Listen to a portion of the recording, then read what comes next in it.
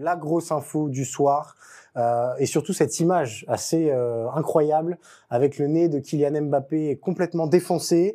À la 85e minute de jeu, l'attaquant français a voulu faire une tête. Sa tête a ricoché sur l'épaule de Kevin Danso. Elle est plutôt solide en plus. Ah oui. Et on a rapidement vu que ça allait être un vrai problème puisque Kylian Mbappé a pissé le sang. Il est sorti pour rejoindre l'hôpital de Düsseldorf pour passer des examens. A priori, d'après ce qu'a dit Philippe Diallo, le président de la FFF, il n'y aura pas d'opération, donc c'est plutôt une bonne nouvelle.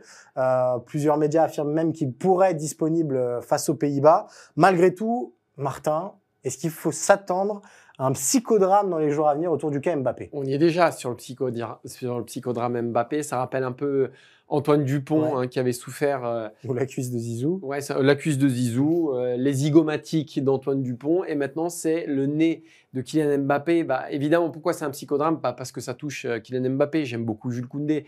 Enfin, si c'est Jules Koundé qui était sorti parce qu'il s'était fracturé le nez, ça aurait eu un tout petit peu moins d'incidence sur le destin de l'équipe de France. Donc oui, on va vivre au rythme des communiqués médicaux de la FFF et de l'équipe de France parce que Kylian Mbappé est absolument essentiel. Il n'y a qu'à voir son match du jour. Il n'est pas fantastique, Non. Il rate de grosses occasions, mais c'est lui qui provoque le CSC de l'Autriche. Et de toute façon, la France, j'ai envie de dire, vivra et mourra à travers Kylian Mbappé. On voit que Didier Deschamps, et non pas Kylian Deschamps, mais Didier Deschamps a mis en place un système pour faire plaisir à Kylian Mbappé, pour le faire briller. C'est le joueur phare de cette équipe de France. C'est lui qui a amené les Bleus en finale de la dernière Coupe du Monde. Et donc, évidemment, quand on le voit en sang avec le nez en zigzag, pour terminer ce premier match, évidemment que tout le monde est un peu pris d'effroi. On a eu beaucoup d'informations qui sont arrivées. Il allait directement, effectivement, à l'hôpital. Il y a déjà eu plein d'avis médicaux. Plein d'avis médicaux qui nous disent qu'il faut attendre minimum une semaine. Certains, c'est 2, certains, c'est 6 semaines. Donc, on s'est posé des questions sur est-ce que c'est la fin de son Euro? Est-ce qu'on le reverra face aux Pays-Bas? Toutes ces questions, pour le moment, elles ne sont pas tranchées. En tout cas, à l'heure, il est minuit 52 de mardi. Donc, toutes ces questions-là ne sont pas tranchées. Et oui, ce sera le feuilleton et le psychodrame qui nous mènera jusqu'au match face aux Pays-Bas. Sauf si, dès demain, on a un communiqué clair de la FFF qui nous dit effectivement pas d'opération, un masque suffira. Mais oui, c'est suffisamment sérieux pour s'inquiéter malgré tout, oui. Puisque tous les joueurs français qui sont passés face aux médias ont tous dit bon, on l'a pas vu en fait, Kylian Mbappé dans le vestiaire.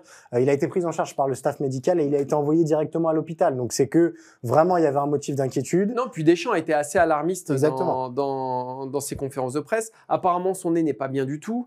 Donc on va voir. C'est évidemment le point noir de cette soirée. Évidemment, c'est très embêtant pour nous. Donc ça, c'est Didier Deschamps qui le dit.